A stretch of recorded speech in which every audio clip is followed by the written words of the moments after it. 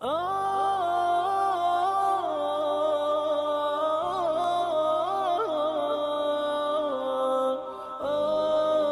رکھیں حساب و کتاب تو سب کا ہوگا، لیکن حساب میں اگر مناقشہ ہو تو یہ بہت خطرناک بات ہے۔ ہاں، کچھ خوش نصیب لوگ ہیں جو بغیر حساب و کتاب کے جنت میں جائیں گے، وہ 70,000 لوگ جو لا يرقون ولا يسترقون وعلى ربهم يتوکلون، جن کے بارے میں اللہ رب اللہ کے رسول فرمائے کہ نہ وہ جھانپو کرنے والے ہوں گے، نہ کسی سے دم کرواتے ہوں گے، اور وہ اللہ رب العالمین پر مکمل اعتماد کرنے والے ہوں گے، وہ بنا حساب و کتاب کے جنت میں جائیں گے۔ ان کے علاوہ ہر ایک سے اللہ تعالیٰ حساب و کتاب کریں گے، ان میں مومنین بھی ہوں گے۔ تو مومنین کا حساب کیسے ہوگا؟ اللہ رب العالمین ہر ایک کو بلائیں گے، آہستہ سے بات کریں گے اس سے، اور اس کے گناہ اس کو یاد دلائیں گے کہ تم نے یہ کیا، یہ کیا، یہ کیا، یہ کیا۔